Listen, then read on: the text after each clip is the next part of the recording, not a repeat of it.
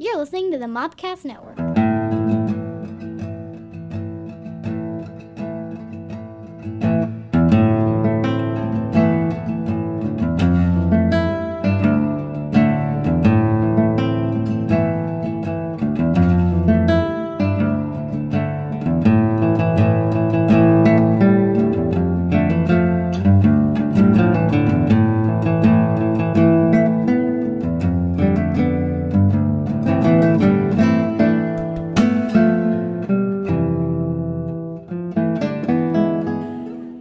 It's Mando Monday.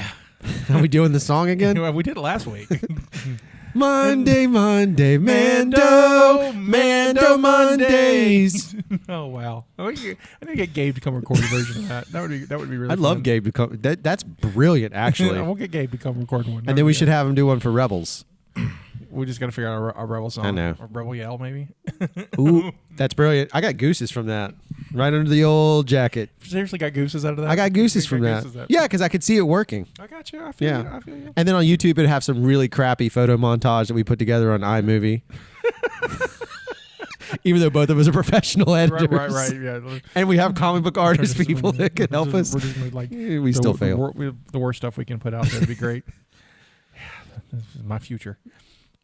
So today we are talking about The Mandalorian Episode 3, The Sin. It's, I think, currently still my favorite episode. Out of the 3? Yes. It's my favorite episode of 3. Of 3. I'm your Native American pop culture spirit guide, Scotty, and I'm joined by my co-hosts. It's me, Drew. How's it going? I'm delightful. We have a special guest. Dun, dun, dun. Oh, it just comes in with music. I love it. Kevin comes in with his own music. It's Kevin Laporte. Hello. How's it going? Really good, really good. Cool. We've all... let me get this out of the way before we start. Is this a transparency statement? No, just get this out of the paid product release? No. Just checking. Kevin's a Star Wars fan. Kevin's a dear friend of mine. We're going to talk Star Wars. We're going to talk Mandalorian. We're all excited. However, there's going to be a portion of the show that we're going to talk Rise of Skywalker, and there will be spoilers. So if you've not seen Rise of Skywalker, wait till you see that and then listen to this episode. Could we put maybe the sound in from the Gremlins book change? If you hear this sound, spoilers are coming. I will do that. I have it, actually. I know. That's what I think is really... From the last episode of Cult Movie Cantina, the cult meeting. I have the sound, so I will pop it in there. It's such a pleasant sound as opposed to most spoilers where it's like an alarm. This is just When was the last time you'd heard that? I don't know, but immediately I had those. I remember everything. When I heard his voice, the entire thing, I was immediately back being a kid again. So if you don't know what we're talking about, we covered Gremlins on Cult Movie Cantina. You can listen to that on the Mobcast Network too. But the cult meeting episode, I have a clip of the Hardy's record. Unbelievably that you even found it. It's on YouTube. Everything's on YouTube. That thing belongs in a museum. The crazy part was I found a commercial for it. And so... Oh, yeah, I heard that. That's right. Put the commercial in there too. So it was like craziness. Anyway, so Kevin's with us. Thanks for having me. Yeah, how's it going, Kevin? Good. That's your setup, Kevin. Gremlins. Speaking of Gremlins, Kevin has a new podcast. Let us know about it. Yeah, we are running a original Southern horror podcast called Ain't No Such Thing. So every Monday we're dropping a new story written by me, narrated by Amanda Rachels. Then we have a commentary podcast later in the week each week. Rock on. That's awesome. Rock on. We'll have links to that in both the Facebook pages and on the on the show notes for this episode. So, yay! Well, thank you for joining us. Thanks for having me. So, have you been watching The Mandalorian? Every week, religiously. Because obviously this would have been awkward. You'd be like, I don't even know what this show is about. Well, we're about to introduce Coming in totally cold to the Mando what? You say that, but with our show, Justina would have been that way. Justina would be like, I don't know what this is. That's It's about a man and his DeLorean. Yeah, that's it. She would have combined them. And then we all know what was the name of that show? Not Manimal. What was the other show? The computer one where he was a robot. Dadgummit. Automan? Automan. Thank you. Hard left turn. She would have been making Automan references. No, she wouldn't. Yeah, what if she randomly knew Automan of all things to know? Justina's the biggest Automan fan I know. That show ran for 2 Thursdays in a row in 1982. She wasn't bored yet, but she still knows it. Because Desi Arnaz Jr. had stuff to do. And he couldn't have his time running around with a robot band. The guy had a real cursor that floated in the air and followed him around. It was brilliant. You can't dodge. I mean, Automan's the greatest thing to ever exist next to Manimal. I love the hell out of both of those shows. Yeah, I'm see? just going to be honest. There's 4 episodes between them, and all 4 were great. Did anyone watch the Blue Thunder TV show? Oh, I loved it. I do remember that one. Because it had Bubba Smith and another football player. I can't remember the other football Butkus, wasn't it? It was Dick It was a Butkus. Dick Butkus? Yeah. Because they had Rolling Thunder. Yeah, there was the SWAT van. The SWAT van. And then they had a spin-off of those. I think they gave them their own spin-off show, if I'm not mistaken. Why? That show didn't do well. I don't know. It was the 80s. That's why, Scotty. They were all vehicle-driven shows except for Manimal. Right. He didn't have a cool vehicle because he was a hawk. Right. Well, that's a vehicle himself. He could make his knuckles vibrate and turn into any animal ever. It's so great. I've never seen an episode of Manimal. Suddenly I feel like we're on the catacombs. We've taken a left turn. I don't know if you've listened to the shows. The Mobcast Network should have just been renamed to the Left Turn Network. That's what we do. Tangent the network. That's what we do. Oh, let's dive into this. So, The Mandalorian Episode 3 was written by Jon Favreau and directed by Deborah Chow. It stars Pedro Pascal as the Mandalorian, Werner Herzog as the client, Omid Abtad as Dr. Pershing. I neglected a couple people from Chapter 1 that are in Chapter 3 that I'm going to add now. Emily Swallows as the armorer. She was in Supernatural SEAL Team, and she's a voice on the Castlevania show from Netflix. Tate Fletcher as Paz Vizsla, the body. He was also the alpha brawler in the first episode. He's the one who's like, you spilled my drink, but in Huttese. Oh, yeah. So he's back in this one? Yeah, he's the guy who plays the heavy Mandalorian, Paz Vizsla. Oh, nice. Who is actually voiced by Jon Favreau, who's my third one. So our special bounty puck of this episode is Carl Weathers. Yes. Let's talk about Carl Weathers a bit. So Carl Weathers stars as Grief Karga, which is the dumbest name I've heard. There are a lot of dumb names in Star Wars these days. We have to get past that to really enjoy it and just accept that it's a real thing. Right. Grief Karga is like did Jon Favreau high-five himself after that? I just think he did. Anyway, how's it spelled, though? Greef. Oh, gosh. Karga. Karga. Yeah. And it's when Werner Herzog said Grief Karga, said you were. Oh, shut up. I know. I know. Is it as bad as Savage? Oppress. It's not as on the nose as that one. Yeah, that's right. for damn sure. Are you savage there, boy? I will oppress you and make you call me that. Yeah, right. Like that baby was born and was like, you're going to be Savage. That's worse than Evil Knievel. What are you going to name your baby, ma'am? Evil. Well, it does rhyme, Miss Knievel. So let's go write that down. How do you want to spell that? We are just stuck in the 80s, 70s references. I don't know what's going on, but I love it. All right, so Carl Weathers, he's been in the first 4 Rockies. Predator, Action Jackson, Happy Gilmore. Action Jackson's a great movie. Debatable. Throw that in the catacombs. Just making a note. It needs to go there. Happy Gilmore, he was on the series Tour Duty. He did 4 seasons of... Great show. Yeah, Tour Duty was great. Michael Dudikoff. He was in the 4 seasons of In the Heat of the Night. He was in Colony, and he's the voice on Star Wars versus the Forces of Evil, so there's a Disney connection. He was born January 14th, 1948 in New Orleans, Louisiana. He graduated from San Diego State with a degree in theater arts, where he played football for San Diego State. He was in the NFL for a little bit, played for the Oakland Raiders, and then he played in Canada for a little while as a linebacker. So he's nearly 80 years old. Yeah. He looks amazing for 80. Sure, I mean, that's like, unreal. Right. So he's like 78, 79 at this point. Right, and doesn't have any CTE, so he's doing really good. Yeah, he's a champ. Right, so he's doing really I didn't even know he was a football player. That's impressive alone. Yeah, he was A pro level. Yeah, he was probably a pro level, both in for the Oakland Raiders and for I couldn't find his Canadian team, but he played for Canada for a little while, and then he also got through football with a theater arts degree. So that's it's really awesome. He's kind of a hybrid. If you think he's a Romeo and Juliet story of two things merging. In 2016, he was inducted into the International Mustache Hall of Fame in the category of film and television.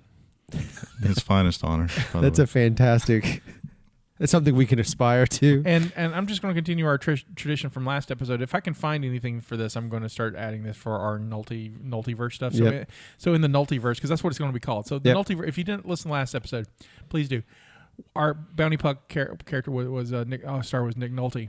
And we just found a whole bunch of stuff that he could have been casted in, including Superman. as Superman. as Superman, who he wanted to play as a See how schizophrenic. grumpy? Yeah, he's the grumpiest Superman you've ever seen. Only if his hair is like it is in his mugshot. It's totally crazy. And then he was supposed to be. He could have been cast in Die Hard. There's a whole list of things he could have been cast in. Starting with being Han Solo. He's one of the folks who who's on the short list to be Han Solo.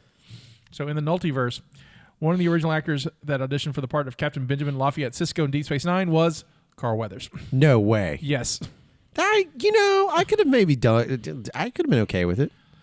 Wouldn't end up bald and awesome like Captain Sisko. So. That's true.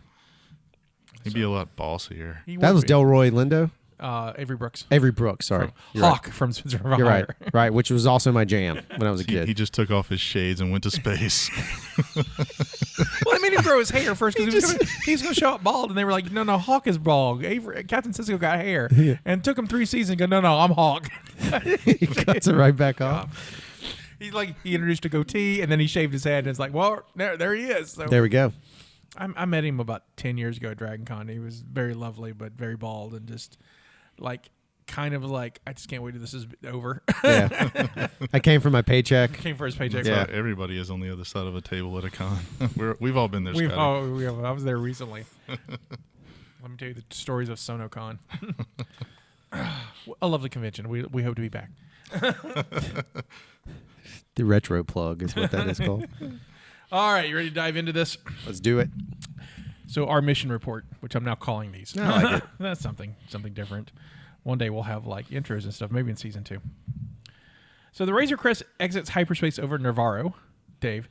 That's all I think about. Every time. Yep. The Mandalorian is contacted by Greef Karga and orders him to turn the child over to the client.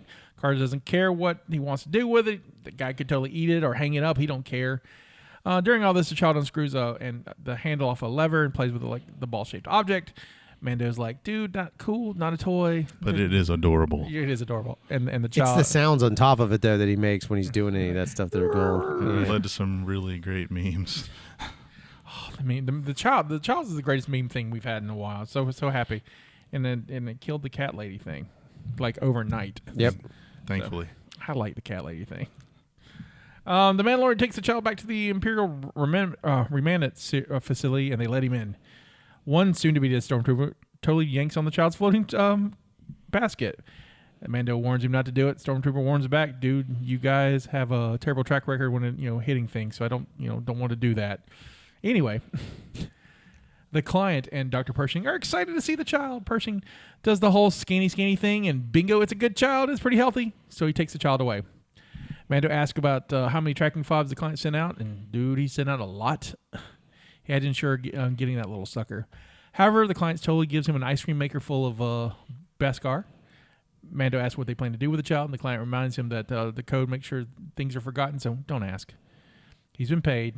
He needs to hit the bricks. Mando hits the bricks, takes his becaue to the underground layer of the tribe with his reward. Other Mandalorians aren't too happy with him, but the armorer is happy to see that the becaue and what she can do with it. She says she can fix his armor that has lost its integrity with his battle against the Mudhorn, but she warns that it will draw many eyes.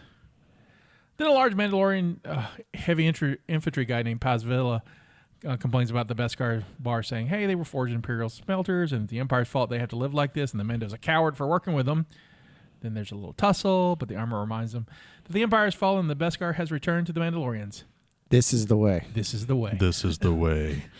Which gives us one of the greatest lines of the show. I mean, everybody, as soon as that dropped, you saw it everywhere. So quotable. Right? I have spoken, you saw. Yeah. This is the way seemed to be a little more popular. I kept thinking, every episode, are we just going to get a new catchphrase? Because I'm okay with that. Yeah, I'm all in. I'm okay with it. You know you're affecting the real culture when. Think about, we'll say that. Well, I mean, I'll say that. That's really fandom. That's Fandom Freezone material. I'll just lock it in the old. Well, we're saving Fandom Freezone for discussions on Rise of Skywalker, so you might as well let it out now. Well, my point is that you can tell the impact that the Mandalorian has actually had. Star Wars it's not just that Star Wars is back, it's the fact that through the entire 3 episodes that we're discussing thus far, you've had Baby Yoda go ultra viral, right? And you've had people's entire attentions go back to Star Wars in a positive way, mostly unified. You have some outliers. That's the internet. Contrarians. Right, contrarians is really what it is. But even then, it's a small contingent. It really is. It's really smaller than normal. And they're really doing it because they want YouTube views. That's what this is really about, Right. let's be honest. Or Twitter hits, whatever. And then, you look at it, look how it shifted. And then suddenly we have Mandos lining. I mean, if you think about if Boba Fett spun off this dadgum TV show, you have a whole room full of Mandos. That's so much background material. I'm surprised, forever. There's going to be fanfic or actual published content forever, which is fantastic. The Mando fan clubs are just going to be new armor everywhere now. Well, so that's my question. Are they going to change? Are the Mandalorian groups going to change to reflect? We're getting code now, how to act. Are they going to reflect that? They really have to reflect now because they have to get this Beskar armor instead of this plastic stuff they've been walking around with at cons for the last 20 years. They got to get shiny and chrome. Do you think they're? That's what I was about to say. Do they just spray paint everything? They just I got to upgrade. Another trip to AutoZone, boys. That was brilliant. Yeah. That was gold. I'm just saying this AutoZone stock. If you're looking for something, why not invest? You might make a little extra money. AutoZone, the official Chrome maker of Mandalorians everywhere. Mando Mondays. Here's our new color, Beskar. That's brilliant. Somebody needs to do that. Can we do that real quick? get out ahead If we of this make thing. it public, does this count as copyright? We're making Beskar spray paint. I'm not sure. We used to about- call it gunmetal. Now it's Beskar. That's totally right. Man, what color's your truck? Best car. Done. See me on Etsy in a week, boys. Where was it? Oh, yes. The armorer says that the Mudhorn can be his signet, but Mando's like, sorry, it wasn't an honorable kill. An enemy helped me, and he's got to pass on that. She offers to make him some whistling birds, and he agrees and reserves some for the families, as it should always be. As it always should be. This is the way. This is the way. This is the way. Whistling birds it's almost like the spice, right? It's From that, Dune. or it's Catholicism with the whole, and also with you. It's also with you. Whistling birds are good for defense against multiple enemies, but they're rare, so use them sparingly. She forges a new chess piece for the Mandalorian. He has flashbacks of Separatist forces bombarding his hometown as a child. I have questions. Can you talk to me about time? I don't understand the timeline here. Clone Wars, probably into the Clone Wars era. Into the Clone Wars era? Yeah, it's toward the end. So he's got to But be. wasn't there a gap between, what's the gap between Revenge of the Sith, Vader's birth, Order 66? Let's use that. What's Right. the gap between Order 66 and A New Hope? 19 years, right? 18? Something like that. Yeah, 18 years. Okay, and so then the Galactic Civil War is 6. 6 years. And this is 5 plus. Right. So 11. Okay. I'm just trying to calculate his age. Yeah, late 30s, early 40s. Yep. I've always thought he's Okay. around that. It works. I'm trying not to show. We haven't seen Pedro's face, so I'm going with, Right. in world. Okay. His parents reach a bunker and lower him inside. Before sealing it, the Mandalorian finds himself staring in the face of a super battle droid. The flashback ends and the chess piece is forged. At Dave Navarro's cantina, Karga berates the bounty hunter named Saucerhead, because names, who had presumably failed his mission and tells him to leave. Shortly later, the Mandalorian enters the cantina. He's all decked out in his cool-ass armor. Karga greets him and tells the Mandalorian that everyone hates him because he's a legend. Just he Disco ball. Right, he's just like that. When the Mandalorian asks how many of them have tracking fobs, Karga says all of them, but none of them could close the deal. Karga congratulates him for winning the richest reward in the parsec and invites him to sit down. Offers him boats and hoes, by the way. Yeah, he does. He sure Twillick does. hose. What up? The finest hose in the galaxy. That's in my That's notes. Twillick hose, the finest hose in the galaxy. Also sponsored for the Mando Mondays. Come down to Jabba's Twillick hose. I guess Jabba's dead by then, so it's gonna be like What was the female? There's a female, Kroga, something. What is her name? I was trying to think of what. Just take a syllable and add an to the end That's of it, fair and, enough. and you have a hut. I can't. It's remember also what, Gentleman Bronco's logic. I can't remember what Jabba's son name outside of Stinky. I forgot what they called him. Oh yeah, that's right. Because Jabba's son's out there, which we'll probably never see again. But he's out there. The Mandalorian takes off his blaster and sits down. Karga tells him that the others are weighing the Beskar, but that he celebrates because the Mandalorian success means that he's successful as well. He's got some Beskar too, and that'll come in later. The Mandalorian requests for a job. That surprises Karga, who suggests that the Mandalorian take some time off to enjoy some Twi'lek hookers. That are intense. Or like he puts it, Twi'lek healing baths. Oh, that's what it was, baths. Hookers! However, the Mandalorian insists that I ain't got no time for no hookers. Karga grants his request since the bounty hunter likes to keep it busy. He tells them that all the targets are all away and that he can have anyone he chooses. So he since he's earned his pick. The Mandalorian opts for a faraway job, which turns out to be an unidentified Mon Calamari noble son. I will say probably Akbar's kid. How cool would it be, though, if it was the kid later on? Because I don't know how calamari age. If it's the kid later on that's in Rise of Skywalker. Rise of Skywalker. Which is Akbar's kid. Makes sense. Karga remarks that the Mandalorian is headed to the ocean dunes of Karnak. Before leaving, the Mandalorian asks what they're going to do with the child. Karga says, "Hey, I didn't ask. Don't tell. We just do." Mandalorian tells him that the men work for the Empire and asks what they were doing on Dave Navarro. And harvesting chili peppers. Right, harvesting chili peppers. Karga says that the Empire is gone and that all they're left are mercenaries and warlords. Should it bother him, Karga tells that Mandalorian to go back to the core wars and report the matter to the New Republic. Ha ha ha, hookers! However, the Mandalorian shrugs it off, saying that that's a joke. Karga tells the Mandalorian to enjoy his rewards, go buy some spice. And he says he may have forgotten everything by the time he comes out of hyperspace. I swore, though, it sounded like to me he said, go buy some Old Spice. It does sound like that, doesn't honestly. It? And then I was just like, somebody needs to make that. So I could, not right now, my 2 products on Etsy, you can now find in my Etsy store, Mando Mondays, is you can find some Beskar spray paint and Old Spice deodorant, Mando approved. Mando strength. That's it. Mando strength. I'll get Terry Crews on the show. Oh, my God, get Terry Crews on the show. The Mandalorian boards the Razor Crest and prepares the ship for takeoff. However, he sees the little ball the child was playing with and screws it back on the lever. And grew a conscience. That night, gained 3 sizes big. That's brilliant. This causes him to grow a conscience from deciding that to hand the child to the Imperial remnant and switch off the ship's engine. He walks back to the Imperial outpost and approaches the Green Gate. The Mandalorian walks into a nearby area where he sees the child's floating cradle dumped in a skip bin. Which is a real bum because that's like one of my favorite bits of Baby Yoda is that I love the fact that he has that little cradle floating along with him. He's an accessory for Hasbro to make. The Mandalorian. Brilliant. If it's a drone, if it could actually float, I'd be so into that. That's going to happen. Next on your Etsy store. Oh, there we go. You're just getting a whole catalog going right It's here. about to happen.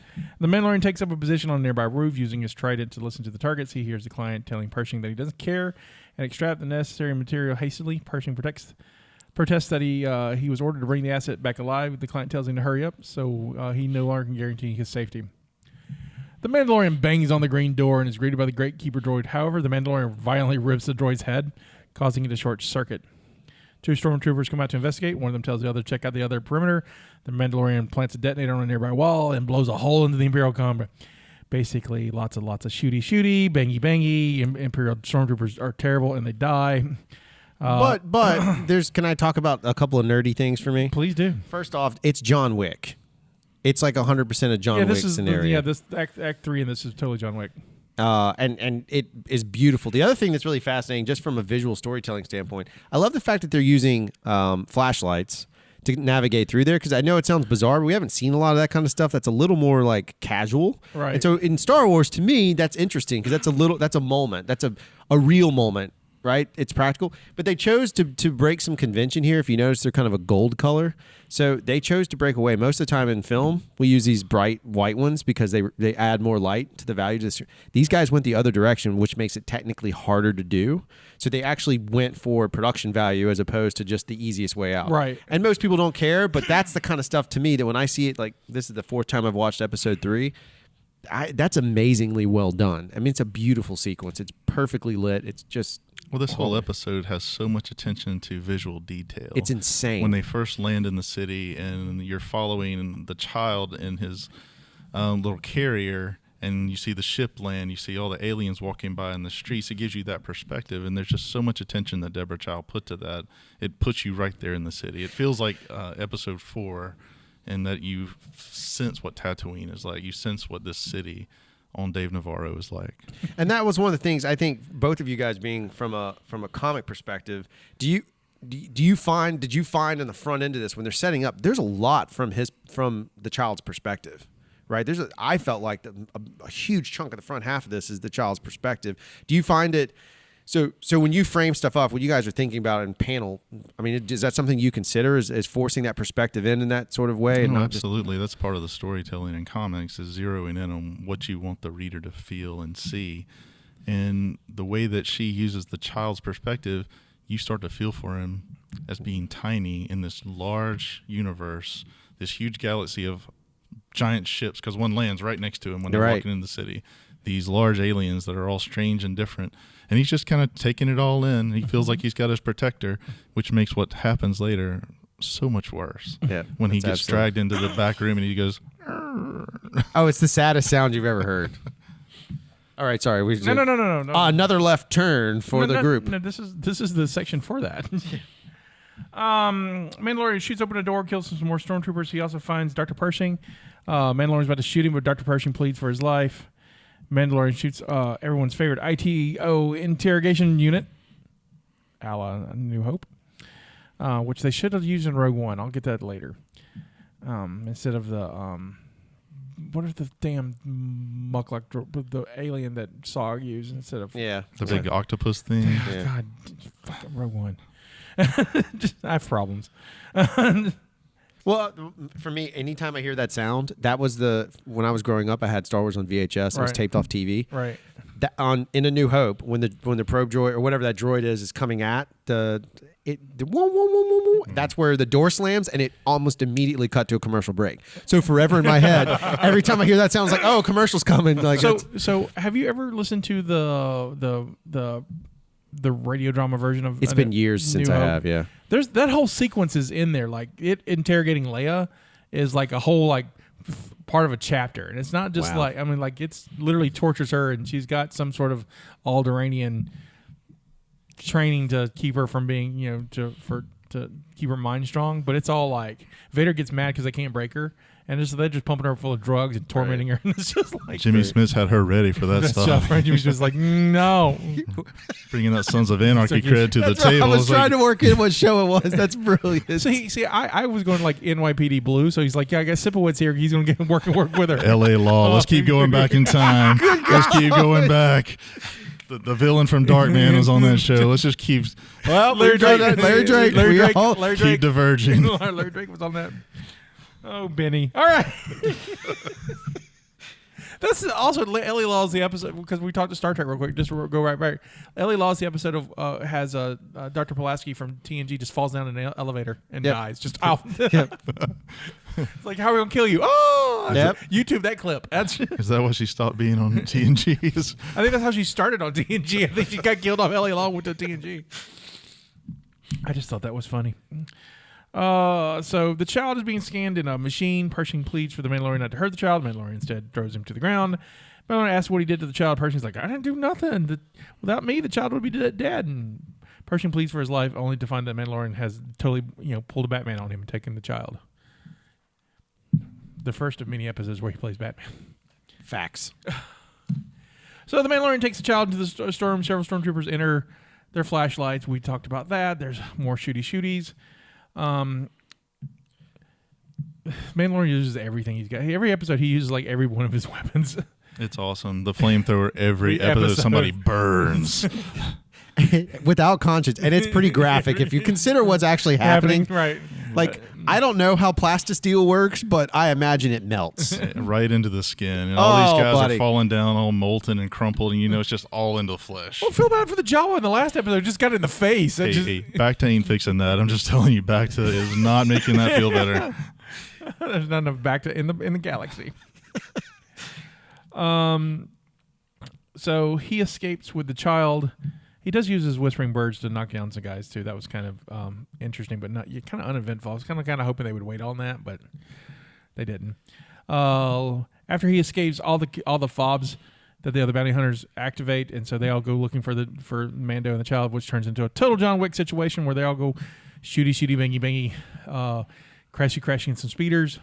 It's a great shootout, though, and it's extremely Western. It's another one of those Western motifs where suddenly you have the stagecoach scenario, shoot the horse, you get that entire vibe out of it, and you build into the all is lost moment. Right, totally. Which is what you need. Totally. And so Grief Karga kind of tries to do some negotiation, but the only negotiation that Mandalorian says, hey, I'm just going to leave, and that's what we're going to happen. This is because I've done disintegrated 3 guys. I don't mind disintegrating more. There's a guy, there's a roadie in there who the actor got up early and got into makeup and was like, all right, now you've disintegrated.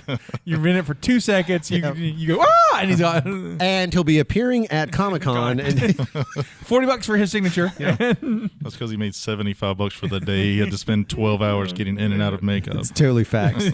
So there's that.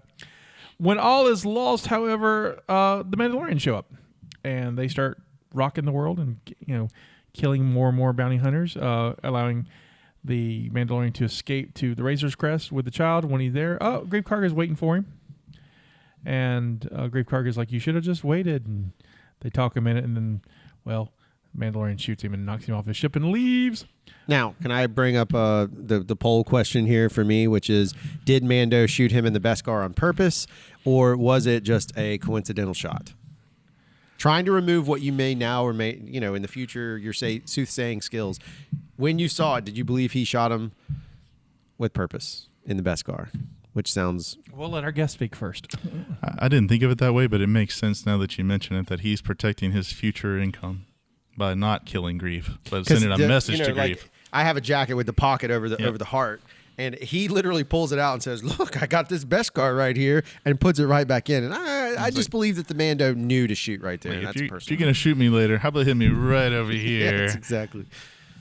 And it also lets Grief Karga look like a badass. I went after the Mando. He shot me, but I survived. And it worked for Teddy Roosevelt too, because he got an assassination attempt on him, and he got shot in the chest. Yep. But he had a speech crumbled up in his pocket, and so that stopped the bullet. And he got wounded. What the hell did he write it on?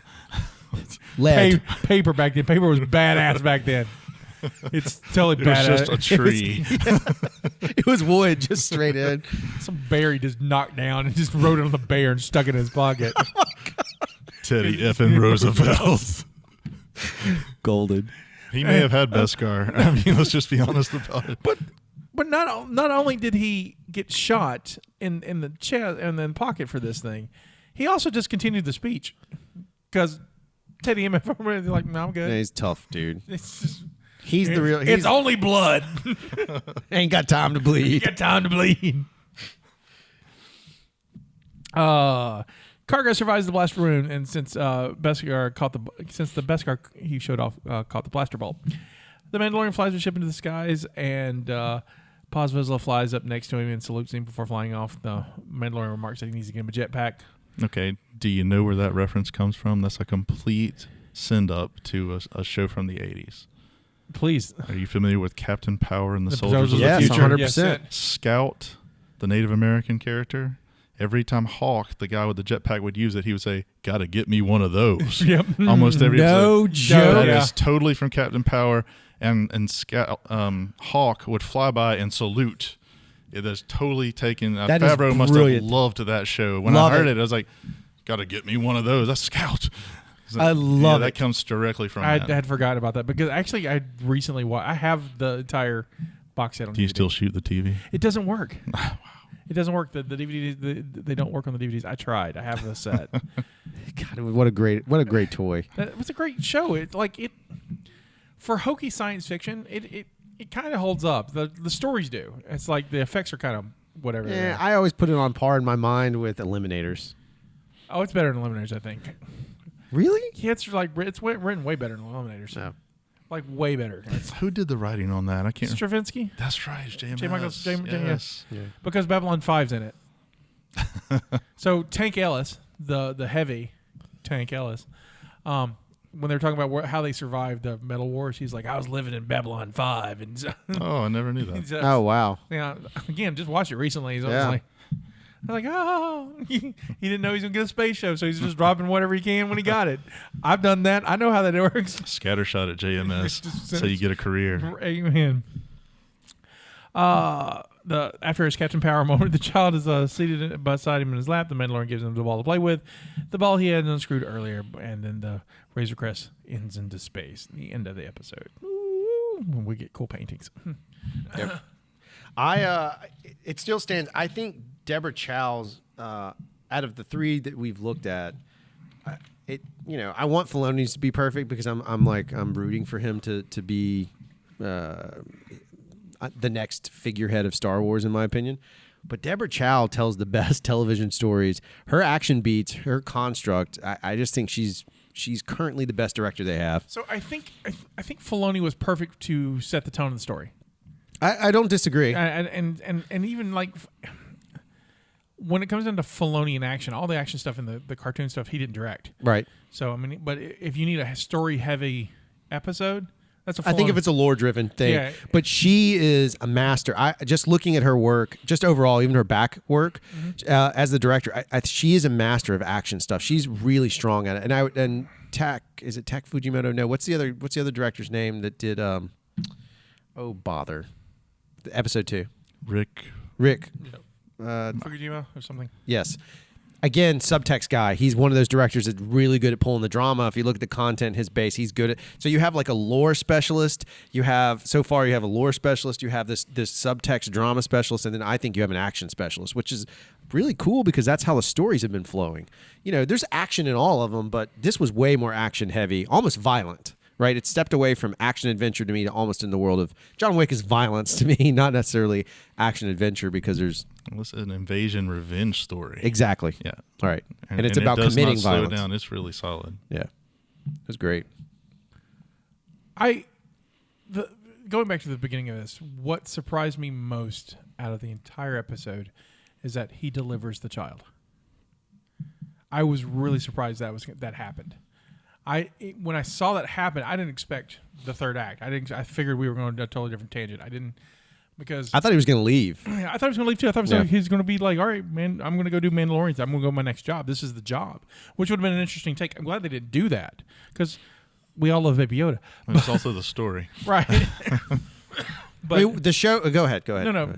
It's just a point of to now the show without Baby Yoda though is not the same concept. It's about him more than the Mandalorian. It really is. The Mandalorian is servicing that story. That's right. And to keep Baby Yoda Which safe. goes back to my perspective question. I think majority of it has become slightly. I mean, they're jumping for TV, but the majority of the story is Baby Yoda's perspective on these things.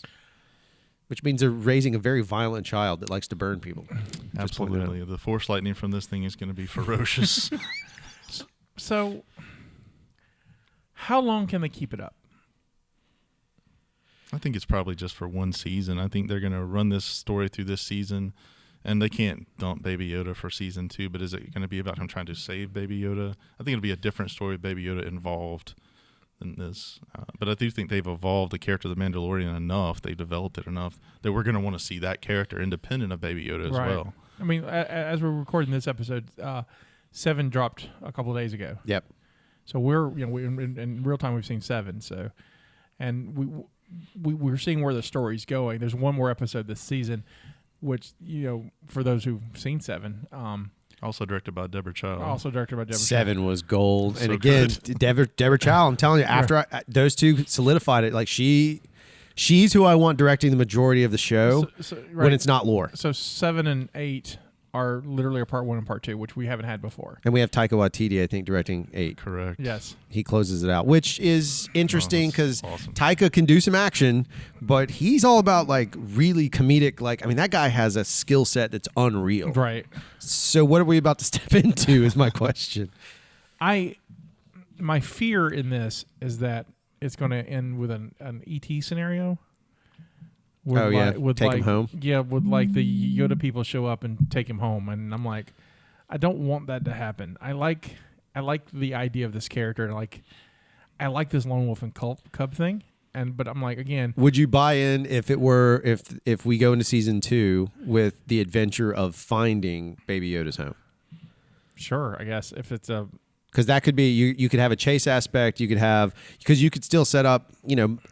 Episode 4 is like an episode of the week to me. It's Right. just it's almost procedural, right? So it pays off, but it's procedural in the sense. So like episode 3 is not. It's still story build, Right. Episode 2 is kind of procedural, but getting into it, you could have a procedural episode and still have again arc episodes to drive it out. Because if they did this well on 8, do you think they'll increase the count on the next run to 12?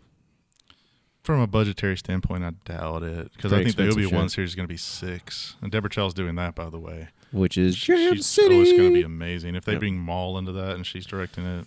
Wow, What was she directing? I missed that. She's the doing showrunner for Obi-Wan. Oh, show. So now that's what made me interested now, and maybe Obi-Wan's got because I'm not a huge fan of where they're We've going. talked with about that. this in the first episode of this. Maybe it was My Star Wars Life. I think it was Star Wars Life, with JD. With JD, I'm not sold on the Obi-Wan story. I have a tough time with it because I don't know where it is yet. Right. But I like if Deborah Chow's in, I'm in. I mean, I'm going to watch it. It's Star Wars. I'll watch anything. Like I saw The Last Jedi. I saw Attack of the Clones. Well, speaking of, let's take us over to the Fandom Freezone, baby. All right, that was dramatic. You said The Last Jedi, and it triggered me to just remember one very important thing. That movie has subsequently, in my mind, championed itself as one of the worst films ever created because you had a tremendous budget, an extremely deep fan base and culture and lore behind it, and you literally took a shit in a toilet bowl and left it. It is a garbage water. It's one of the worst things I've ever seen in my life, and I hate the movie. And it got worse once I saw episode 9 because they retconned everything, including Rose. We can go through the whole list if you want because I've already prepared it in my brain for how much I hate the fact Kevin, do you have notes too? I didn't bring notes. JD, Drew's got notes over here. That's crazy. No, it's just I've been got a whole playing notebook. What because did it you- was I've seen it since Wednesday, so I got to see it early. So in my mind, I've been dwelling on this thing for a lot longer. So he saw it Wednesday. I saw it last night. So Thursday, you saw it today. So we saw it like Wednesday, Thursday, and Friday. We have like. So Kevin's the freshest. He's the freshest memory, though Scotty's memory is pretty impeccable. But Kevin has the freshest memory.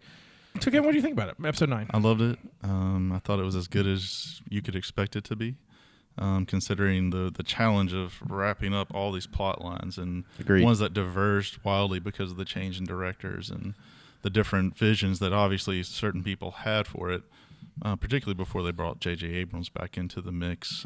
Who was it? Colin Trevinoff, and I believe was fired.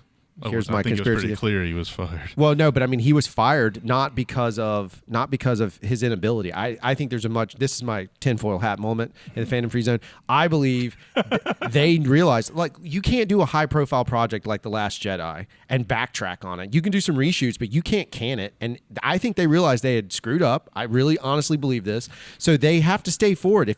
If you suddenly admit, hey guys, we made a mistake, we accidentally hurt Star Wars because the storylines deviated so far from The Force Awakens. Last Jedi took us in a completely different direction, which isn't a bad thing, except it didn't make sense to the rest of the arc that we had already been introduced.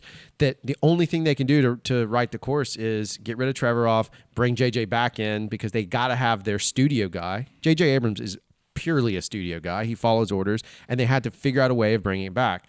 That's where I'm 100% in agreement. I just think he got canned. Colin got canned because how bad The Last Jedi was received by fans. And I don't mean I get the... Well, their desperation to fix things has it's been obvious. apparent It's for super some obvious. time. Right. I mean, Kathleen Kennedy's situation been tenuous. I don't think they've been very secretive about that. They did re-sign her for, 2 years? Right. Something like that. But, yeah, it's been very dicey. The financial collapse of Solo and the backfiring fandom regarding The Last Jedi. The financial collapse on Solo is solely their fault too, because the problem was they summarized it. No. The problem was they released it in May, and the reason why they released it in May because they wanted to keep the December date open for Mary Poppins Returns. If Solo, 100% it's true. It's true. They wanted Mary Poppins where they had a better chance of winning Oscars with Mary Poppins Returns, so they saved the December date for that. And How'd that work out? They did. I think they got nominated. I don't think they won anything for the It was music. music, but it was only music. Right. So Disney gets music every year. So it's like, it's whatever. And then Solo comes out in May because they're like, Star Wars traditionally comes out in May, but you just put out The Last Jedi in December. So, 6 months, you need a break. And they didn't give us a break. And that's what kills Solo. Because regardless of how you feel about The Last Jedi, I'm not a fan of it. I don't think I hate it nearly as much as you do. I absolutely hate it. Right. It's not. I'll tell. Wednesday night I tried to watch it again. I fell asleep during. I just couldn't get through it, and so I love Kylo Ray stuff in that.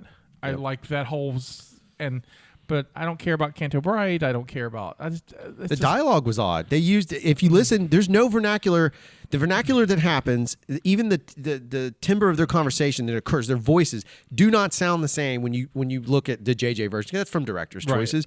But like the dialogue was different. He makes a your mama joke like in space, like Poe does. I just can't. My problem with The Last Jedi and why to me Episode 9 is so important is The Last Jedi was the first time, and it sounds strange, but it's a personal thing. I'm deeply connected to Star Wars on a lot of levels. It shaped my career. I'm a filmmaker. It came from that. I saw it with my parents. It means a lot to me. It's the only time me and my parents ever agreed on anything. It's a big deal. I have friendships based on it. I have never in my life sat watching Star Wars, even cartoons, and thought, God, I'm embarrassed to be a fan. That movie literally made me realize it's like I suddenly was no longer Peter Pan. I suddenly grew into Hook or whatever, the old Peter Pan. I was old Robin Williams, and I realized in that moment, like, oh, I have to grow up. I can't be this person. You can't have a bang-a-ring? I can't have a bang ring. It literally killed it for me. And it hurt so bad. That's where my reaction comes. It hurt. That was a physical pain. I've never walked out of a movie, but that one was the one. And it just from that point was brutal. For the record, Spawn and Forrest Gump. Movies that I've walked out on. Wow, impressive. Spawn, I understand. Forrest Gump, I'm curious. I love the book. It's not the book. Got it. It's not the book. Man, I never read the book. I don't read. Words are hard. Words are hard. Roll Tide. War Eagle. Okay, so back to you, Kevin, because this is how we do. So you enjoyed it. Oh, he's been on our shows before. Yeah. I did. I thought they got back to some of the basics for Star Wars. 3PO was funny again, and not just Jar Jar goofy and distracting, which he was in the last two movies. He was relevant funny. Relevant funny. He had a function. Yep. On more than once in the movie. I liked that. I forgot how much I liked 3PO's voice in the story and people getting irritated with him for reasons that matter, for reasons that harken back. I thought there was just a lot of character play. I love that I liked. I liked the arcs. Seemed like every character had an arc. These three characters finally have chemistry together. Because they're finally on screen together. That's a good point. I mean, my God, besides man. the last 2 minutes of The Last Jedi, it's like, I'm Poe, I'm Rey, all right, bye. Yeah. But yeah, it held a lot for me. It was very emotional. There was the surprise appearances really pulled a lot out emotionally. When Han shows up, I kind of thought it might happen, but with Harrison's attitude toward the movies, maybe not. And maybe that's something they filmed when they filmed the Force Awakens. I don't know, but but it was line for line, almost exactly the same dialogue, which I thought was beautiful. I mean, to me, that is gorgeous story. That's almost Macbeth era. That's like Shakespeare. He even offered him the lightsaber in the same way. It is. It's beautiful. I mean, that's that. beautiful. So, I don't think it's, and I could be wrong, but I don't think it's the same foot because his hair's whiter. I mean, he looks different. But he's telling him the same thing in a different way. Right, exactly. Yeah, but I'm just saying. Yeah, maybe he does look older. He looks older. I mean, you can see it. Yeah. Like his beard was a little bit different and all that. So I bought it. I was watching it with a friend of mine, a coworker, and he just lost his mind when he saw Han because he's like, "No, he's a Jedi. He's coming back." I'm like, "Calm down." No, he ain't Force Ghost, bro. He's not a Force Ghost. He's not clear. I had another guy I had to explain it to. Is like, if they're not clear, then they're just a figment of one's imagination. Just it happens. What about so for me, I'll be honest, because of Last Jedi, I read all the spoilers. I knew what was going prior to seeing it, or whatever was on Doomcock or whatever that guy's name is on the internet, all those a-holes, because I find it fascinating like that culture is amazing to me, that they're so angry and so hateful. Anyway, through that process, I knew, but there was stuff in there that even though I knew, it didn't matter. The context in which it was displayed was beautiful and worked for me. The biggest one being, I didn't know, the biggest surprise, Han, I didn't know about. I don't think that was ever in the spoilers that I came across. Red 5 was my jam. When I saw that happen, and that was like, again, me flipping off and personally, like Ryan, that was like, oh, you sank Luke's ship? No, you didn't. I think the biggest finger to Rian Johnson, though, was when Luke caught the lightsaber and said, you need to treat this weapon with more respect or something to that effect. 100%. That was basically like, hey, suck it, Rian Johnson. Well, I mean, and then it goes back to the Rose thing. Like, the Rose thing is like, hey, Rose, you coming with us? No, I got to do some space errands. It's like, what? What do we... I mean, that's where it went. The only issues... I do have a lot of issues with the film, but I can look past them because of love, right? I can't look past how poorly the front half of the movie is edited to me. It is the choppiest, narratively speaking. It's kind of like...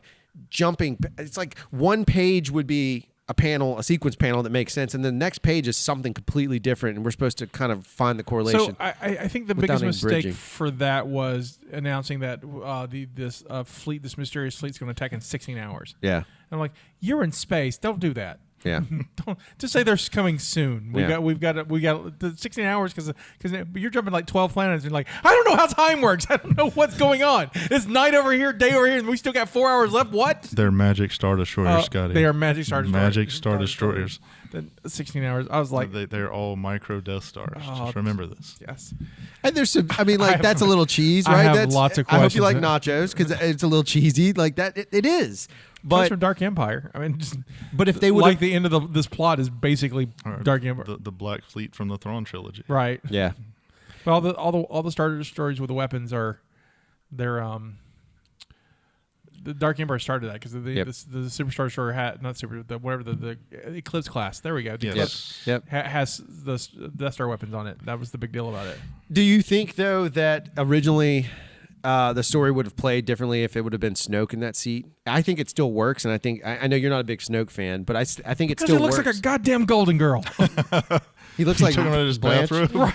Yeah. My villain does not need to look. Thank you for being a fiend. Like, I love the Golden Girls. I didn't know. Let's just be honest. It was Hugh Hefner. Oh, he was brilliant. He was zombie Hugh Hefner. Look at him. He's sitting up there cross-legged, no shoes on, just wearing a smoking jacket, gold as hell, sitting up there just telling everybody what to do. But you only saw him like that in what movie? Rian Johnson. I see. I'm telling you, he ruined Star Wars. It's not hard for me to say this. He's the guy to blame. Like, you can blame him. The biggest, actually, you can't blame him. Who you got to blame, and this is the true Fandom Freezone. Years ago, we talked about this briefly on the phone. I don't know if you've seen. There's a documentary that came out years ago called The People versus George Lucas, because so many people were mad about the prequels that mockumentary. Yeah, that they literally put George Lucas on trial to prove the fact that these movies are so bad you ruined Star Wars. Where are we now? So George goes, hey, you guys hate my movies. You hate everything I've done. You don't respect it. You like the originals and you hate the prequels. That's fine. So then fast forward, he sells it. Why wouldn't you? $1 billion or what? $4 billion. $4 billion. Right, $4 billion. That he doesn't keep because he gave took it away. Because he's a good person. No, right? But also dick move is like, oh, whatever. I don't even need this money here. Yeah. So he gives it away. So George, there you go. And so now here we are. He sold it because no one cared. And now all of a sudden everybody cares. That's where I've got to say, frack the Fandom Menace group. That's a load of garbage water. Those people are just doing that to get attention and make money, and it's garbage. They're the same reason this happened. The same people complaining about it are the reason it happened to begin with. And now we're stuck with Disney making these jumps, but they care enough because look at the Mando. So they cared enough about that. And I think they're going to care enough about Obi-Wan Kenobi. I think they're going to care about other products. They just can't change anything. The bigger issue is Disney screwed up on one fundamental thing that has not changed. They had no story from the beginning to the end. We had a trilogy in which right now, if we each read a phrase, we would all have a different context. Or it's like basically playing the telephone game where I whisper something in Kevin's ear and Kevin whispers. That's how the story of Star Wars got transferred down. Right. I mean, there's three of us. We could have each wrote a script, but at least we're in the same room going, okay, what's our overall theme here? We would have at least asked. You're right. But instead you leave the third guy, who's also the first guy, to clean up what the second guy did. Because they had no faith in having an outside director anymore, which is my point about Colin getting fired. Like, Ryan screwed it up so bad, they're like, well, we can't do that. But you had... Not just with Rian Johnson, you also had the stuff with Lord Miller, too. Same problem. So they were already burned twice on this, and so they had to. And honestly, Gareth Edwards too, because remember they had to get someone. He had all kinds of problems. They had to get because they wanted a war film for Rogue One. Yep. And that's And I think Gareth gave it to him. no, gave it. Yeah, I would love to see Gareth's cut of this. I bet it's dark as hell. Because that's what he makes. Plus, he had I can't remember the guy's name. The cinematographer of Saving Private Ryan is the cinematographer on Rogue One. Yeah, Kaminsky. Youngest Kaminsky. Right. And so they're like, yeah, I make war movies. We're gonna make this a war, and it's like supposed to be like this gritty. And then they saw it. And they were like, oh wait, we gotta sell toys, and they couldn't sell toys. Yeah. No, but that's part of the. That's what I'm saying though, is that it's not just they've been burned, but it's so high profile you can't backtrack from. Like the fact that like Solo, if it was that bad in any other movie, if it wasn't a Star Wars related property or something that large, you could scrap it. And there's been big movies like that have been scrapped before. You can't scrap Star Wars though; it's too big of a fan base. So you have to roll forward. So you bring in Ron Howard and you salvage it. I like Solo; it doesn't bother me. I love it. I think it's my favorite of the Disney era. Yeah, it's a solid movie. I have no issue with it because it's fun. I didn't have that much of an issue with TFA except for it's a reboot. But the issue I do have is there was no through line. We have no through line through Star Wars for the first time ever. We have no idea where it's going. And that's just a complaining. Maybe we should focus on the positive parts. No, but we'll talk about any of it. I agree. I liked Rise of Skywalker. I loved all the Star Wars stuff. And my only problems with it are fundamental story stuff. I think JJ had a moment like a lot of us. We've both written stuff, and we've both written stuff that's been published, and then later on you kind of want to revisit something, and then you have a better idea. The better story in this whole thing is finding Palpatine. Is the better story than finding Luke. You have two factions looking for this message, and this is a story. This is a real quest. A real quest. Think about this is my pitch. If I could repitch, right? We have Force Awakens. I don't mind it so much because it does introduce characters in the right way to me. It's not perfect, but my kids understood it. But take the same story, but remove we got to go find Luke, right, and make it Palpatine. This message, this mysterious message that's coming. You don't know who it is yet, right? You don't even know who. Second episode is now them on. It's an adventure movie. It's them on a quest movie the entire time. It's what we got the front half of this. Right. Episode 9. They're looking for this dagger. They find the dagger. The big reveal. The cliffhanger, the thing that puts the weight on the end is it's Palpatine. Right. Oh my God, it's Palpatine. 2 years to think about it. Right. And you're dwelling on it. Now you take us in the last half of the movie is Rey, who's fully trained. It's the Luke story all over again. That's all they're doing anyway. Right. So let's do it right. So it would have been gold. And that's what I think it might have been until they decided to get cutesy and let these out. I seriously think that's what. I just don't think it would have been Palpatine. Maybe they said that, but I think it would have been Snoke the whole time that was running that situation. Maybe so. I think it works better with Palpatine. I like when they revealed it, I didn't know because I stayed away from spoilers. I saw the 2 trailers and I didn't watch anything. I've been really good about this, and I run a website where I post stuff about this stuff. Right. And it's hard not to I'll just post and share, but I don't read anything, and so I wanted to walk it. And I went in pretty blind in this, and when I first heard that. Well, first saw at the beginning it's Palpatine. You're like, oh, okay, where's this going? Yep. And then it was like, oh, I bought into it quickly after. Well, since they dropped it right in the first scene in the movie, which I really appreciate. Right, they gave and that sequence. I'm sorry, that Kylo Ren thing. I'm all the voices. I thought that was beautiful. So badass. It's so good. And we were talking about this when we talked about it last night, but I thought it was a bold choice. I mean, you started the movie, open crawl in your first space shot, but the next thing you got is a montage. Yep. Yeah, it's a montage of Kylo Ren doing Kylo Ren stuff, and it's awesome. Also, I don't care a lot about a lot of this kind of minutia, but Jesus Christ, it's not a Sith wayfinder. Just call it a holocron. Yeah, I know. No kidding. I know. It's a holocron. It looked like a holocron. 100% They're finally going to put a holocron in the movie. We're going to call it a wayfinder. No, we're not. No, Jesus Christ. Filoni's just screaming, knocking wolves off with his hat. It's just, we put them in Rebels. Is anybody current on the Star Wars comics? I'm not. You? So somebody told me that in an issue that came out, I guess one of the later issues right before 9 dropped, it confirms that Palpatine created either Anakin or his son. Like it talks about him doing just midichlorian. I hate that crap, but it's real.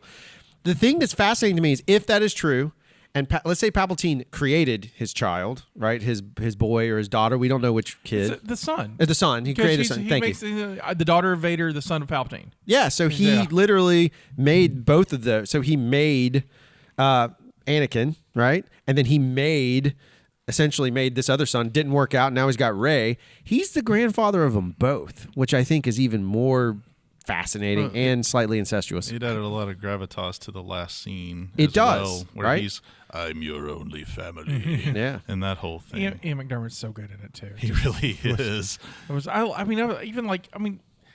He's blind and crazy looking, but he looked a lot younger and smoother. He was the doctor from Hellraiser 2. Yes, he Yeah, was. there you go. He was on that big arm, like moving him around. Oh, no. Okay, so that big arm thing reminded me of Angelica Houston in the Captain EO bit. Oh, yeah. Is it when she's the Borg Queen for Michael Jackson? Yeah. That's all I could think about. I was like, oh, they're going to save the day with dance. Now, who would you qualify, or all the people? Are they some level of Sith, or those are the people that work for him? Is that his devotees? watching The Watchmen? Is that the same butler and woman all over again? I don't know where there's a lot of people to crew all that stuff, like planets full, right? There's a lot of ships, right? And there's like no one's talking about where's the planet? Where's the population of? Where's Bob? Oh, he got a new job. Where? I don't know. He's good. Well, he got taken. They were all taking children, apparently. He got some good benefits. And then the resistance is just like, hey, you know what? I know they're taking children. We're not going to save them. Just blow them up. I mean, that's one of my issues with it. Like, if you think about it too hard, it's kind of like, oh, the resistance is douchebags too. They didn't bother to try and save any of these brainwashed children. Not their job. And where were the other children? Because they were still recruiting children. It's not like they stopped. So somewhere the resistance killed children. Let's be honest. The rest of the children are sweeping up in Canto Bite. Yeah, there you go. Good point. Using the Force. Okay, that makes The Last Jedi okay for me then.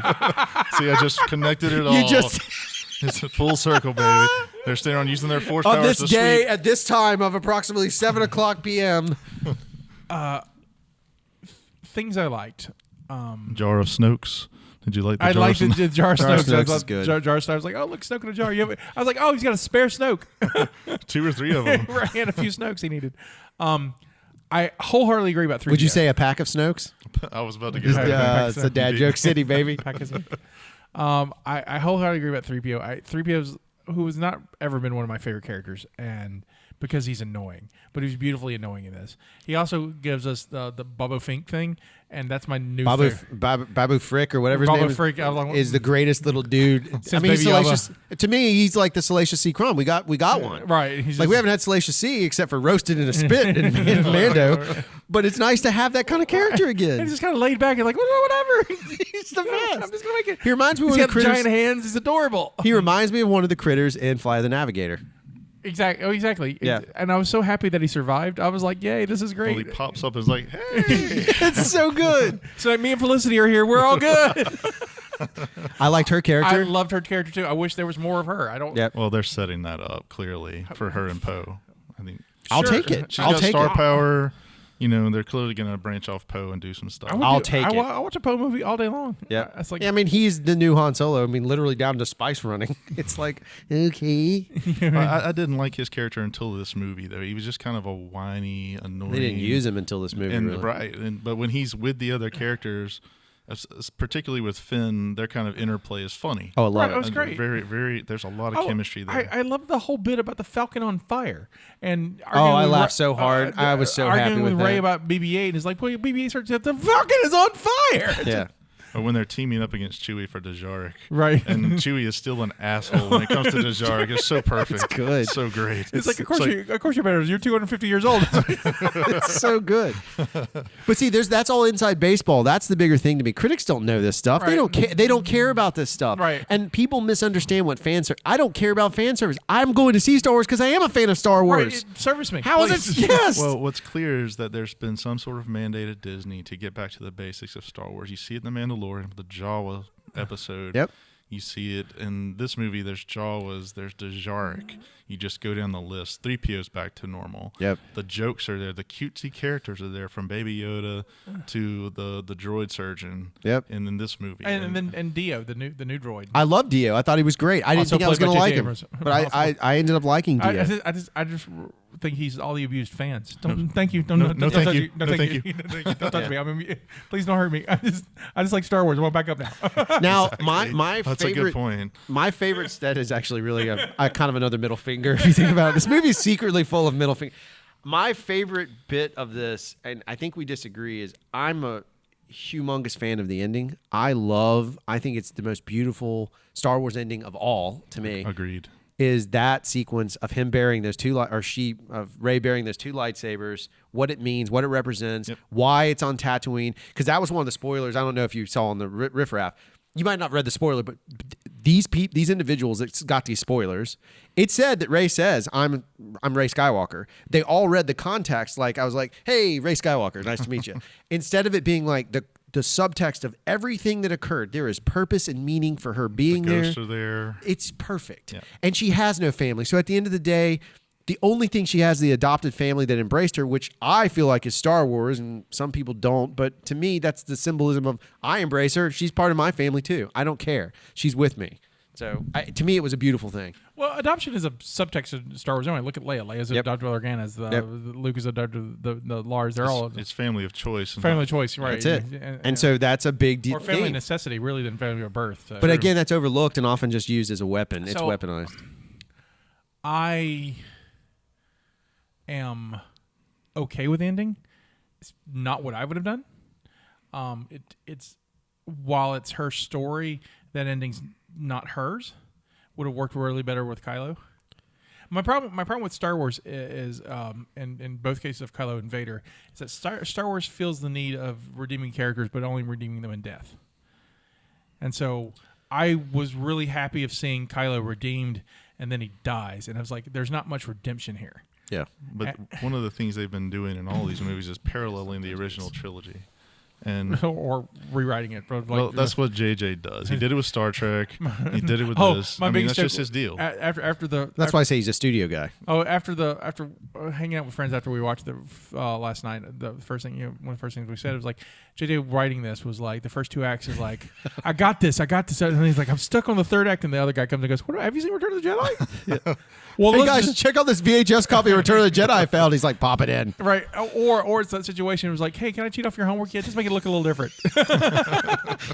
How many words does it take to make it plagiarism? If you already own it, it's not plagiarism. Because you brought this up too, and I want to bring this up to you. One of your problems with the entire sequel trilogy was there's no space battles. I hate the fact that there's no space battles. It's really a bummer to me. That's a major issue. There's none. We get a great one in Rogue One. Lovely. There's no other space battles. Everything else is orbit. There's chase scenes, and the worst one being Last Jedi. There's chase scenes throughout it, but there's no real space battle. There's nothing. We have orbit battles. And it, for whatever reason, for me, it makes a difference. There's something about seeing those ships and laser blast on the dark sky that or space that makes me happy. I like the bomber scene in Last Jedi, but you're right. That's about as close as we get to a real space battle. And it's one-sided, right? Yeah. There is no Yavin. There is definitely no indoor, and so there's no stakes. So what we miss, that I think the one thing we're missing, is the stakes of that space scenario. Now, in the Return of the Jedi moment, you get the exact same. Look at your friends. Yeah, look, hold on. Let me get my skylight up so we can do this movie. All right, there's a skylight there. See all your friends? Totally dead. It's going to take 20 minutes, but don't strike me down yet. I've got a thing to do. But it was really cool when he used the Force lightning to attack the ships. Yeah. I mean, when they tie those 2 battles together, because they had the 3, different fronts of the battle like they always do in these scenarios. Right. But to have Palpatine cross that barrier and attack the ships. I like the 3 fronts. I mean, it's straight Jedi. I mean, 100%. Yeah. Shield generator, navigator. Jedi, same thing. Yeah. And the other part of the lightning, though, that I like the fact that it didn't just blow up stuff. It just basically was like ionizing it, which is, getting really tech nerdy here. But like EMP up there. It was because if it would have blown up stuff, that's dumb. Like then all of a sudden it's like, oh, here we go all over again. Like, but back to my point, this movie is the first movie that made me like Kylo Ren. Really? I really like Kylo Ren. Like I like this. I like the arc. He's like Ben Solo. They don't even care about the spoiler. It's trending all over Twitter. Right. And Ben Solo is trending. I liked it, and I like him coming to say I liked all that stuff. And then it's like, the kiss. I was like, oh, okay. I could have done without it. No, I was like, oh, poor Finn. I was like really bad. Felt bad for Finn. I was like, all right, at least you got Poe. And the question, I think we all know what the question is, or what he has to tell her. Right. He's in love with her. And so I don't think you have to say it. And it's been evident since The Force Awakens. Right. Like, you got a boyfriend? Right. Yeah. The whole thing. And so, so the kiss, and then he Force Ghost out. I guess that's what he's doing. I was really expecting to see him at the end of that, but it didn't. And when he was talking to Rose, and you expect because she kissed him at the end of Last Jedi, and he just like pats her on the shoulder, is like, "Get out of here!" Yeah. And then, oh yeah. Well, then bye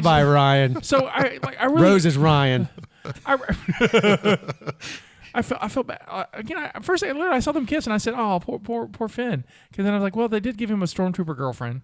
And so, yeah, I mean I can't. She's black and a stormtrooper. They should totally hook up. That's what I was. Lando took her at the end, though. Let's just be honest about it. So how did you interpret that? No, I interpreted I interpreted it correctly. Like he was macking on her, but he's like, "No, I'm glad they didn't make it his daughter." I was like, it would have been weird, but he still would have hit that. Why don't we go find my dad? it? That's like it's planet code for his penis.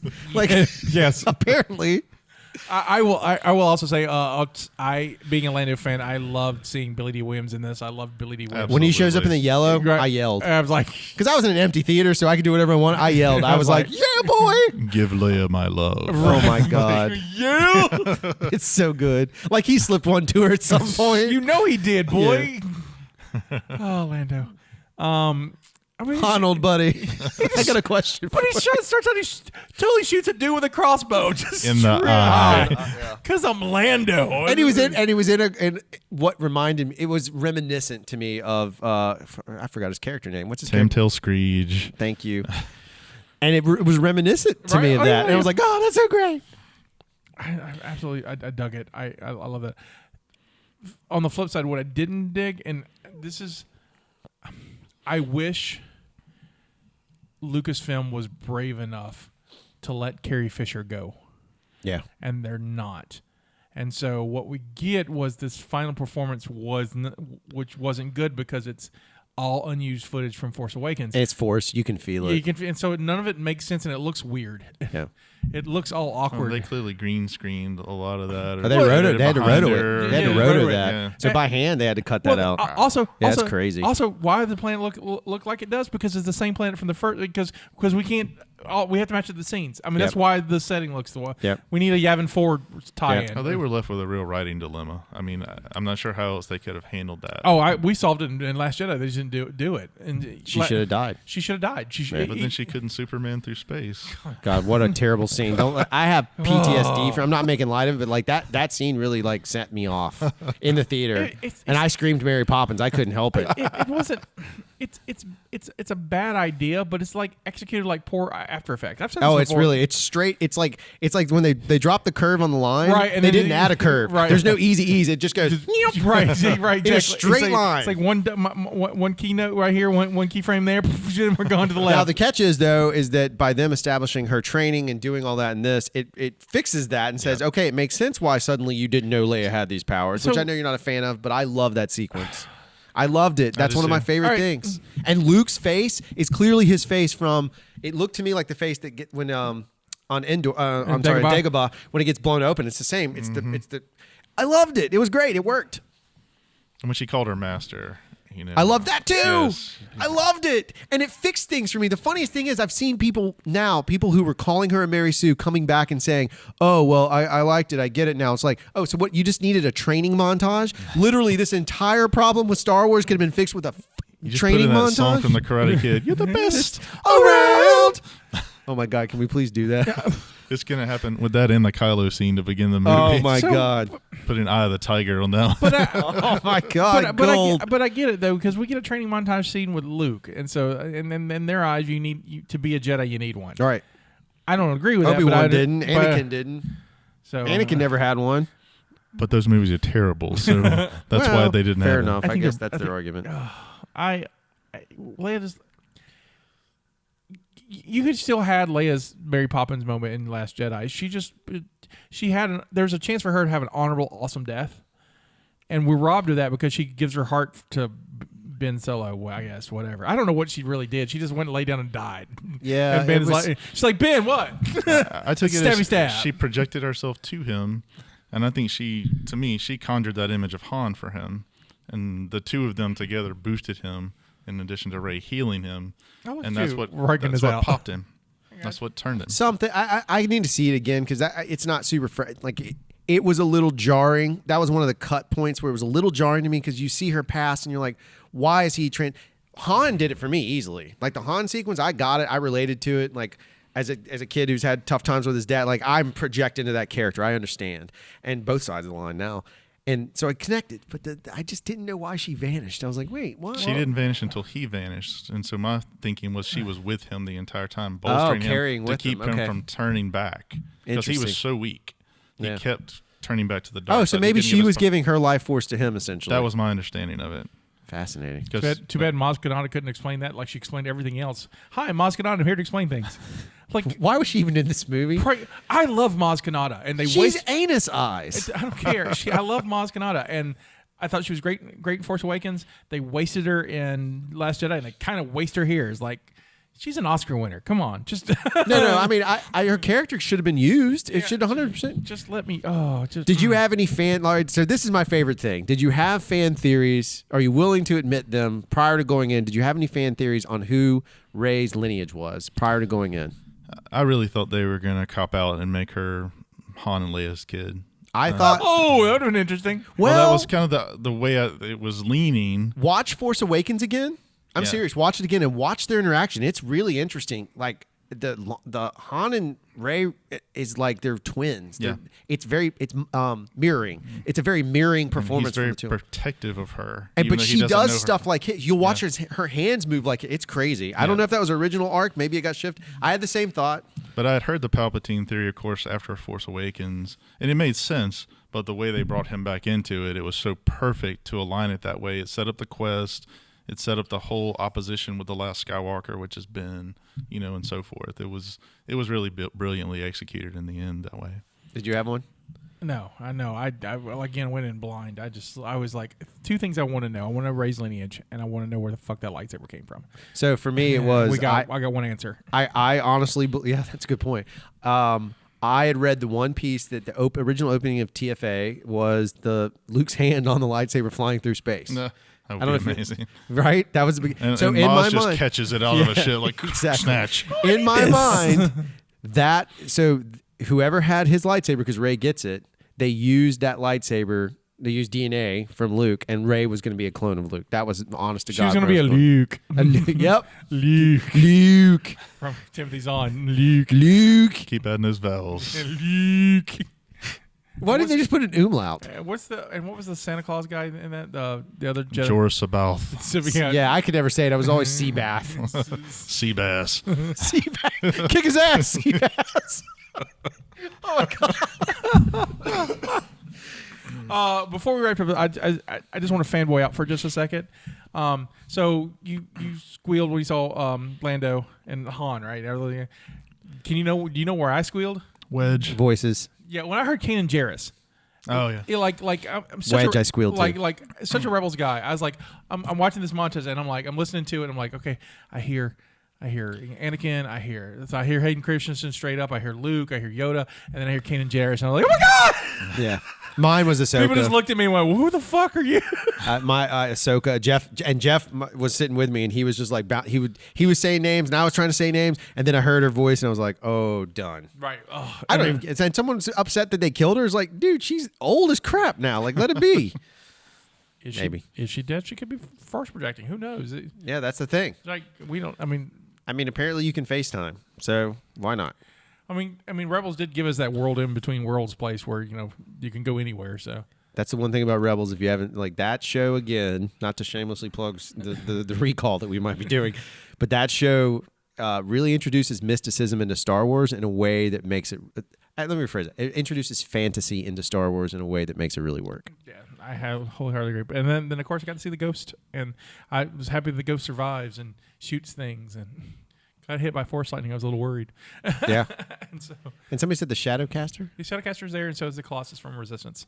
Oh, that's fantastic. In 16 hours, he got basically the whole universe to come fight. I don't know how. Whatever. It's Lando. Yeah, I was about he to say. He knows everybody. Yeah. Yeah, I can see that. Hera would come for him. Well, the Razor Crest was not in there, right? No. I didn't see the Razor Crest. No. I'm glad there's no Mando tie to that. I think it's important that there's a separate line between I think those the only worlds. tie was the healing. Yeah, the Force healing. Well, and we know that's why Wednesday happened. Yeah. Yeah, so I mean, it was 100% like, hey, guys, just letting you know this is canon. I was also like the But it's in the video games. And the RPGs. Yeah, in everything.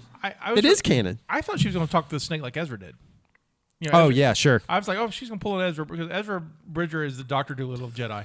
Yep. And so he's like, I need an animal to talk to. Woo! It's this very Disney kid thing. Go talk to the animals, and that's what he does. But it works. Did the snake slightly remind you of the snake guy from Dreamscape? By the way, No, the snake really just reminded me of a giant penis that she kneels in front of. It reminded me of Suck the it. snake from Conan the Barbarian. there you go. Oh yeah, that's Edward. What's his name? James James Earl Jones. James Earl I was saying Jones. Edward James Olmos. What happened there? Because you said frack earlier. I was trying not to curse. So overall, if I'm rating this, I do 3 out of 5 on this because I enjoyed it enough. It's my only problem is it's a mess story wise and a mess pacing, but it's fun as hell. So I'm okay with it. I'm sitting at a 4 out of 5 only because it's Finn first viewing. It could shift down or up. You 5 out of 5. Oh, easily. look at you. He's a big Solved fan. all the issues. Was fun. I was engaged from front to back. Just loved it. How can I ask? I'll ask it off the air. No, you can't ask it. Ask it now. Or I just want to know. I didn't see it with people. What was the experience like seeing with people? Where did you get big cheers and jeers? And it was very low key. Out of all my viewings of Star Wars on our first night, our preview night, we were packed, but it was the lowest amount of excitement. So we got I think the biggest woo out of the whole thing was Leia's lightsaber. Was like, wow, interesting. Right, Chewie's fake out death kind of got a little bit, but it wasn't a lot. I cheered at all the points, but and there was this one other guy who was really loud about it. There's 2 of us, and we were kind of embarrassed, and so I was like, all right, guess no one really cares anymore. And so I kind of felt that way. Well, there was a huge round of applause from the whole audience at the IMAX in Pensacola this morning. Holy smokes! Everybody there was clapping, which doesn't happen very often. Yeah, I want to see an IMAX. Everybody, it was really good in IMAX. See, no wonder you got to actually see. The IMAX man may actually pull another star on it. We always drive over there when these premiere, and Mobile's never going to get a real IMAX, I suppose. But no, we're trying. We've been working on it forever. But it really changes the experience, and the 3 of us, I think there were tears at the same points. There were 3 or 4 points. There were definitely the same gasp when the Leia's lightsaber showed up. When Lando showed up, which looks very similar to the one in Dark Horse. So I mean, they pay attention. It does. It does. And then when Kylo died. Yeah, sure, there was a big. reaction. I've heard that. I've heard people have big I was reactions. just mad about that. I was just mad. Yeah, Jess was really mad about it too. She loves Kylo, and she was hoping it would be the other way around.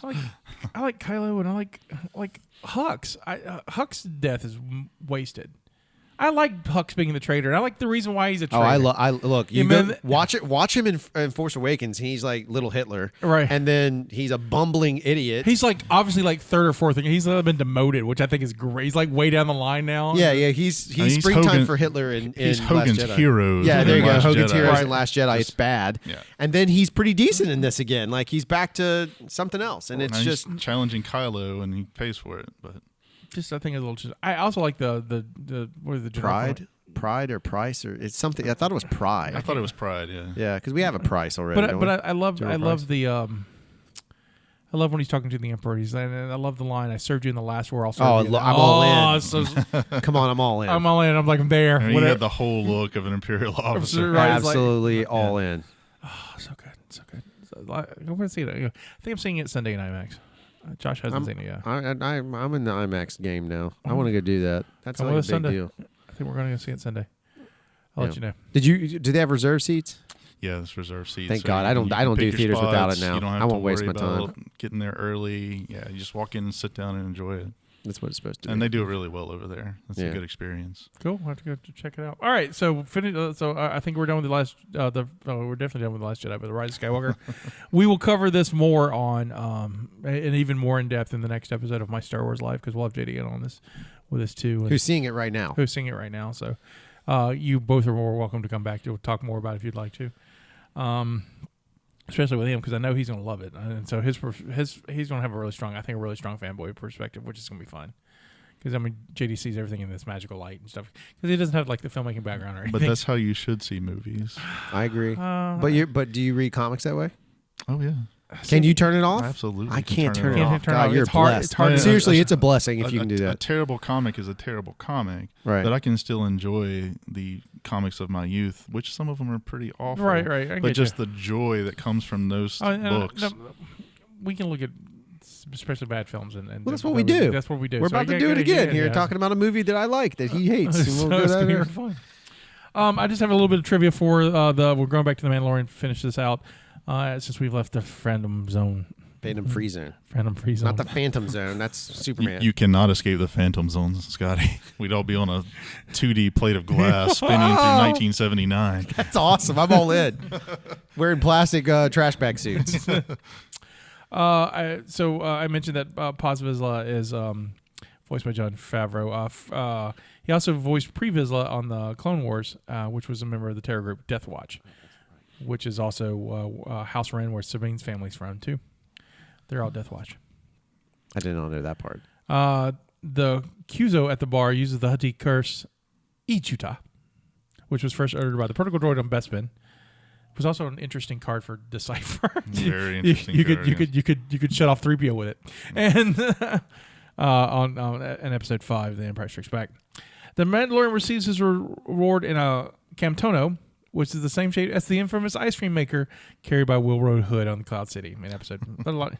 And it's totally an ice cream maker. Cloud City engineer in Decipher terms. Yes, yeah. And if you go to conventions now, you can see the running of the hoods.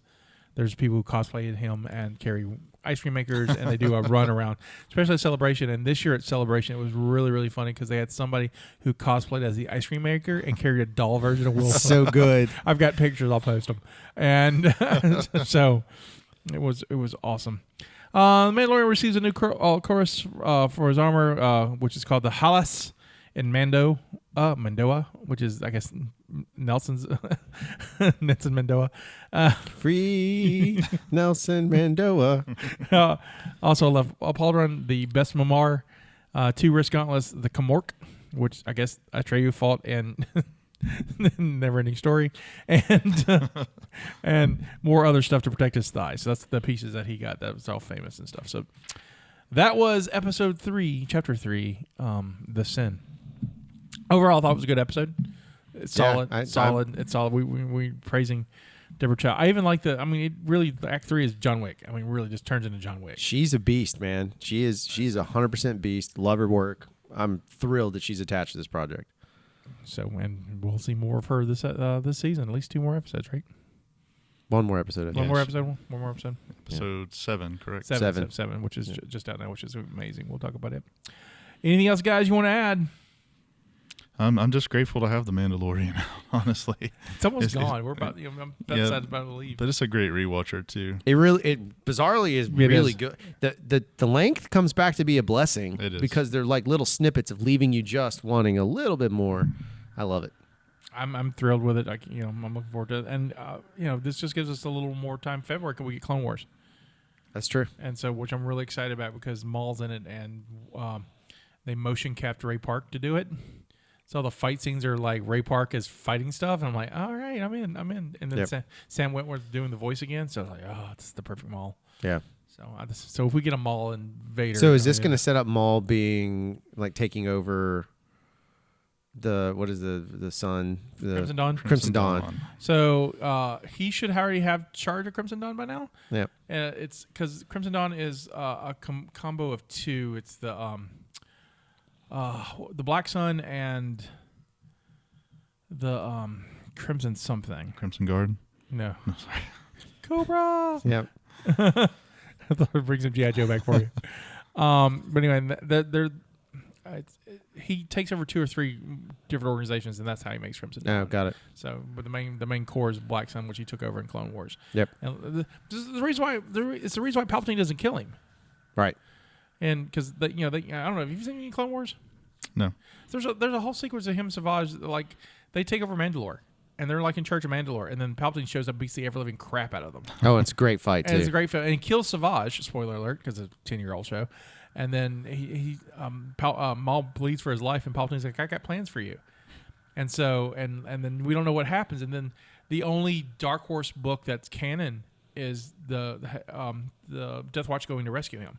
Because it was supposed to be an episode, Clone Wars got canceled before they could tell the story. So I think we're going to get part of that, and I think we're going to get at least the opening of the Ahsoka book, where Ahsoka goes after Maul on Mandalore, because that's the Ahsoka novel. The first part of it is right before, or that's where she's at during Order 66. Interesting. Yeah, she's fought Maul, and Rex is with her, and that's when they take out their chips, and they all fake their deaths and move on their separate ways. Incredible. The Ahsoka book's really good. Yeah. Yeah. So if you're a fan of her, I definitely recommend Definitely it. a fan. All right. Well, then we will see y'all next week for episode 4. Sanctuary. I believe. I think that's what it's called. That's it. Which is my favorite episode so far. And it seems like everyone's least favorite episode. So it's like, I can't wait to discuss and defend this one. There's ATSTs and it's awesome. Next week, Scotty goes on trial. In the criminal justice system. In the Mandalorian justice system. This is Scotty saying this is our contribution to the multiverse. Go out and make yours. Go us out. This is the way. This is the way. This is the way. I have spoken.